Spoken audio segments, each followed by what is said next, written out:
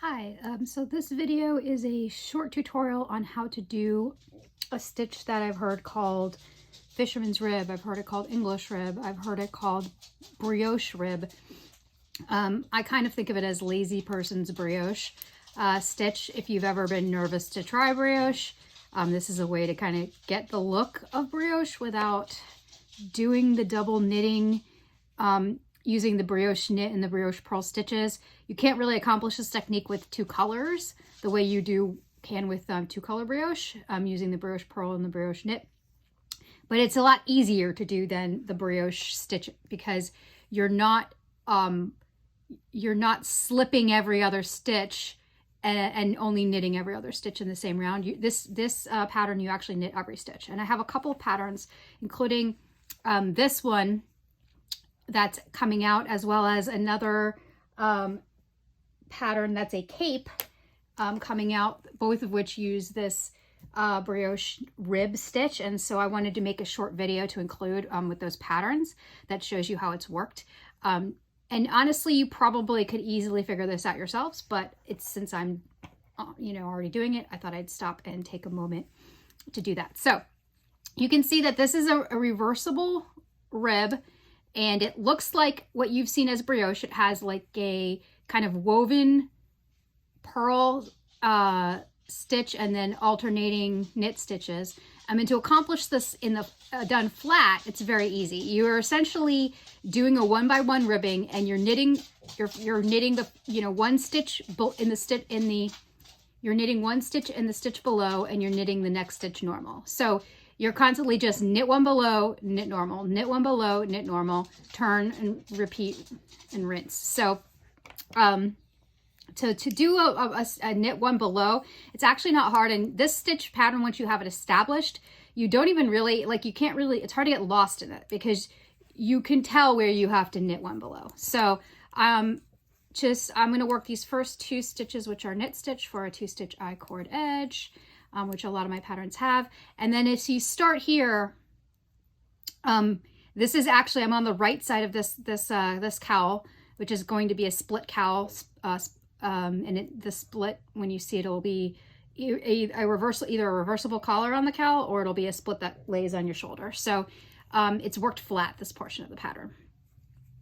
So if I pull, you can see that this is kind of the knit side, and then this is what looks like the purl side here. And so to do this, we actually knit one below into these stitches that look like knits, and just knit these stitches that don't look like knits. And if our pattern's already established, the way you can tell whether you're knitting below or knitting is that if you're knitting one below, there's only one piece of yarn on the ones that you're knitting into the loop below. And if you're just knitting the stitch, it's already got 2 pieces of yarn. So if I pull this guy up, you can see this has already been knit below on the other side. So, and the other beautiful thing about this pattern is that there's no purling. So you look like you're purling, you're not doing garter, you're not, purling anything, but you look like you have a rib. So I love this pattern, this stitch technique, not only for the fact that it looks like brioche, but you don't actually have to purl anything. So to knit one below, if I'm going to do that now, you basically, if you look at the stitch, instead of knitting into this area, which is where you would normally knit, you knit into the hole formed by the stitch below it. So if I knit into that hole formed by a stitch below it, and then I pull it through and I drop both of these off, bam, I've now knit one below. So if you see this now you can see I have this area here that's been trapped on the opposite side behind the stitch that I knit below. So let's do that a couple more times and get into the middle of it so you can see what that looks like better. So now we knit one below. The next stitch for this is just knit. So now I just knit the next stitch, and what I'm doing is setting this stitch up that I just knit to do the knit one below on the other side.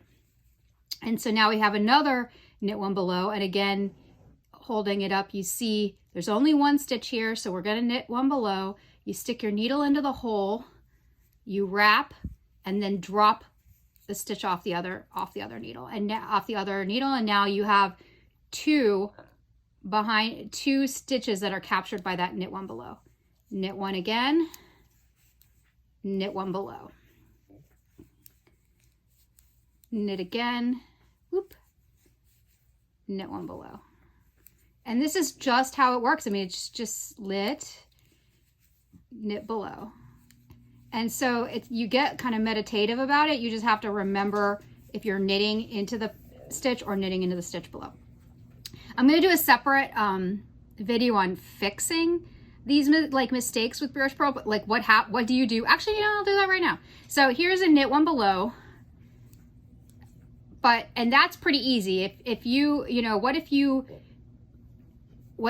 you did that right, but what if you accidentally knit one below into the stitch that you should have been purling, right? Or what if you accidentally knit the stitch? If you accidentally knit the stitch you're supposed to be knitting one below, you just tick back, you know. But if you accidentally knit one below in the stitch that you shouldn't have, you now have a big mess here. You're like, uh-oh, what do I do now? I'm now knitting one below in my purl stitch.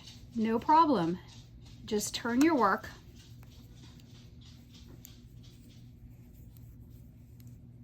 Back up, back that stitch back up onto your right needle, and here is where you can actually fix that stitch. So look, if we just drop that one guy off, you now have, get him out of the way, the working yarn. You now have a knit stitch, and the 2 stitches that should have been behind it. So you basically, all you would do is pull this guy, you would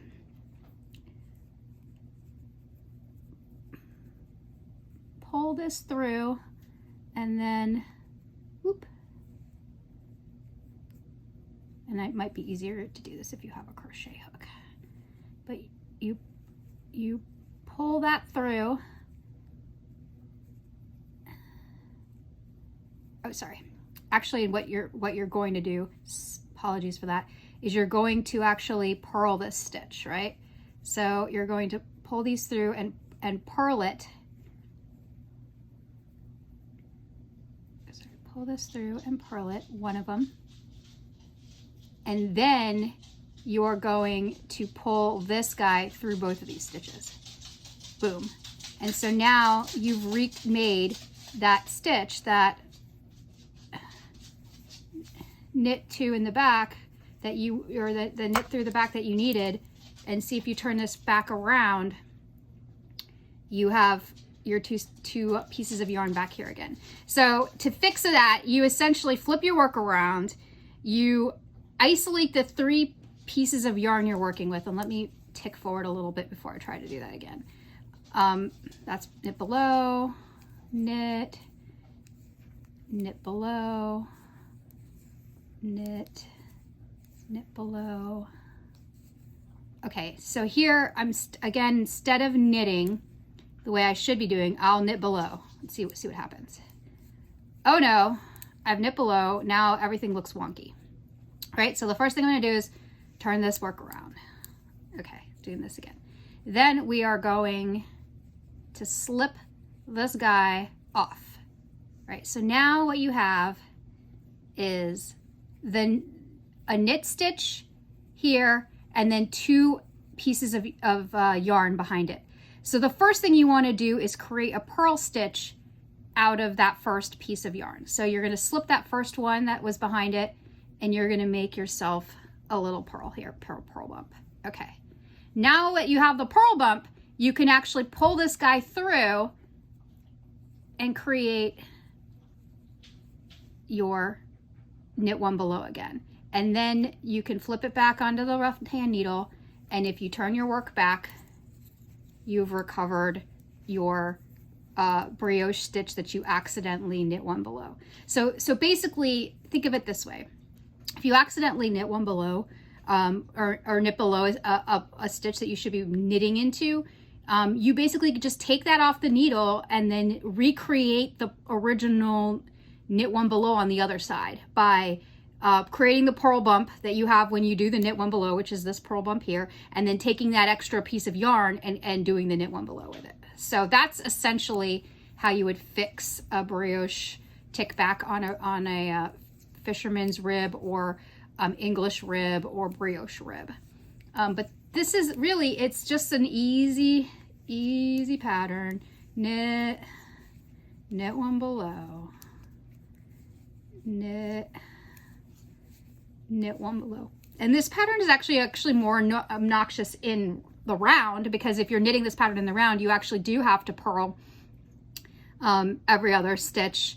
You have to knit one below and then purl the opposite side on the wrong when every other round, or you will not end up with the correct shape, because here we turn our work to go back and we're already set up with the, you know, purl or knit one below, knit one below, knit one below. And I'm going to have another video on how to do short rows with this stitch too, because the other pattern that I just showed uses short rows. And so that is also, I have a method of doing Japanese short rows in brioche rib knit. And I will include a video on that as well when that pattern releases. But in the meantime, I just wanted to get this out so that I could link to it when this pattern is ready, the split cowl. And so hopefully this was helpful and informative. And if you have any questions, feel free to reach out to me. Thanks.